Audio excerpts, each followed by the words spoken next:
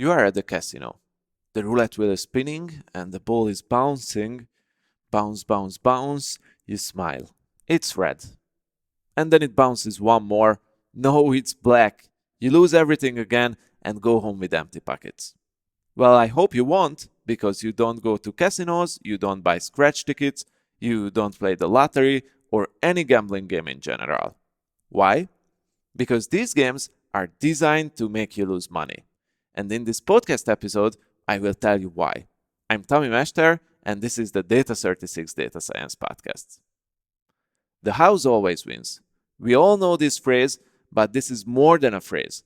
This is a simple, mathematically proven fact.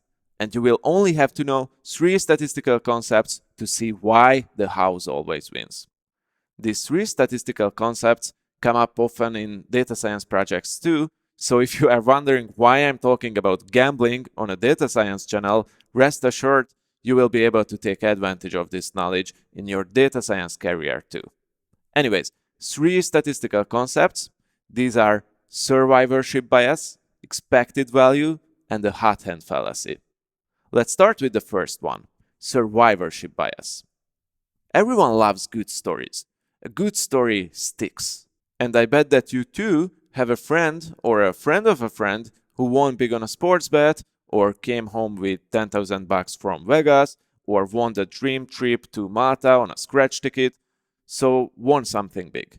The trick is that in gambling, the good stories are always the ones that end with winning big. And it makes sense too.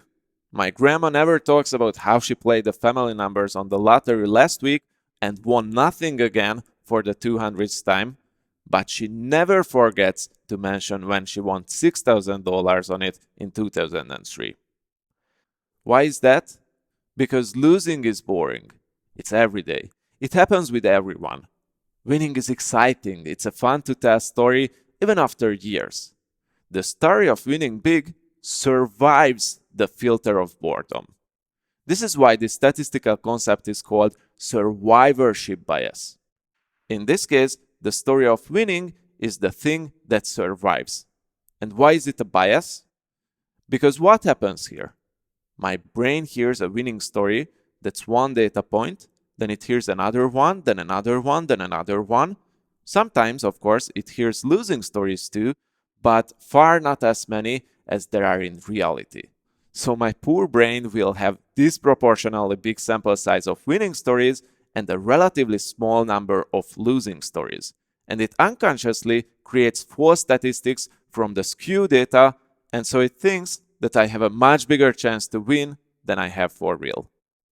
This is how my silly brain works. Well, okay, the bad news is that it's not just my brain, it's yours too.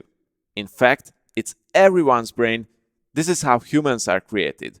We instinctively believe that we have a bigger chance to win in games than we do, because of survivorship bias.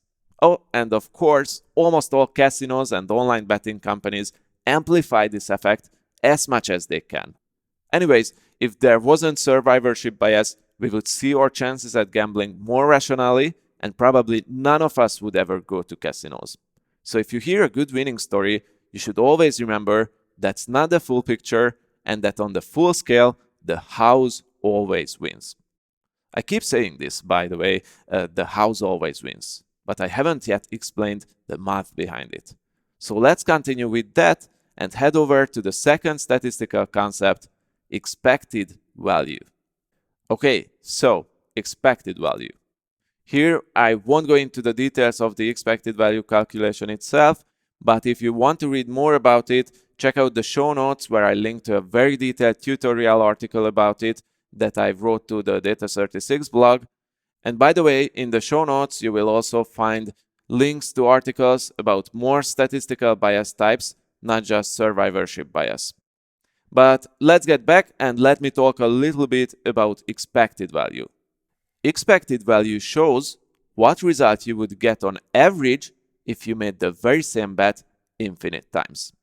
I know this sounds a bit tricky, so let me give you a very simple example to bring this home. Flipping a coin.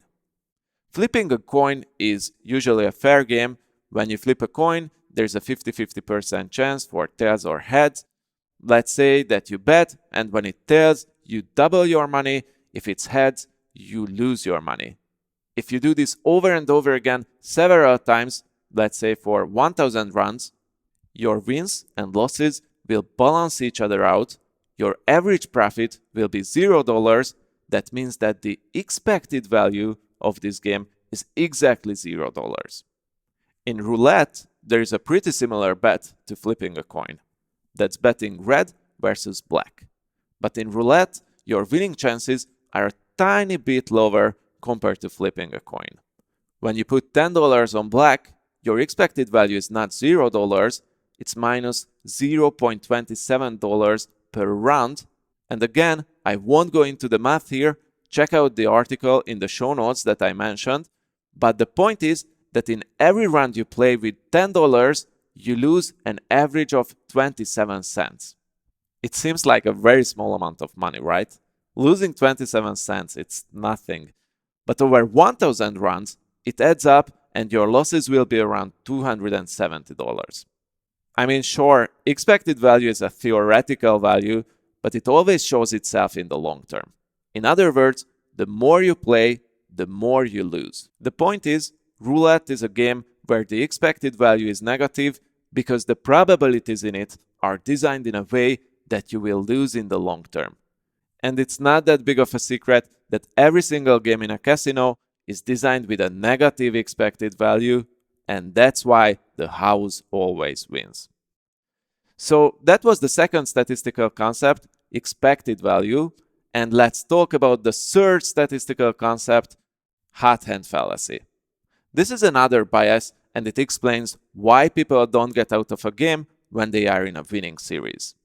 First off, you have to know that probability is tricky, because probability works in a way that's really hard to interpret for the human brain. There are events that are extremely unlikely to happen, like the chance that you will get 10 heads in a row when flipping a coin. The probability of that is less than 0.1%. Still, in a big enough sample size, let's say when you toss the coin 100,000 times, it will inevitably happen even multiple times. And the same thing can happen to you. If you play 1000 runs of roulette, for instance, it's actually pretty likely that you will have lucky runs. And when one's in the middle of a lucky run, it's easy to feel that she has a hot hand. So she raises the bar, plays with bigger bets in the hope of getting the most out of this winning series. But the thing is that these winning series are nothing else but blind luck, and statistically speaking, it happens to everyone every now or then. In gambling, there's no such a thing as hot hand. In the casino, just as fast as you win something, that's how fast you can lose it. Again, you can't get out of the law of statistics, and the more you play, the bigger the chance you will lose. Remember, the house always wins. So don't fall for the hot hand fallacy. If you go to the casino and play against common sense and you win against the odds, the best thing you can do is get out immediately and be happy for being lucky. So, why you shouldn't go to casinos? Because of three simple statistical concepts: survivorship bias, expected value, and hot hand fallacy. And don't get me wrong, it's your choice whether you gamble or not. I get it. It's fun to play sometimes, it's fun to get lucky, and it's fun to win. I just wanted you to understand the math behind gambling and to give you a more realistic picture about your chances and about why the house always wins. But with that being said, this is the end of this episode. If you liked it, please subscribe, leave a rating or a comment, and remember, the best way to get notified about new episodes is always the Data36 newsletter list, the only place where I really communicate to my audience right now. You can subscribe to it at data36.com/newsletter. And hey, if you do so, you will get access to a lot of free learning materials too, including my free mini course called How to Become a Data Scientist. Thank you for listening. I'm Tomi Mester. This was the Data36 Data Science Podcast. Bye.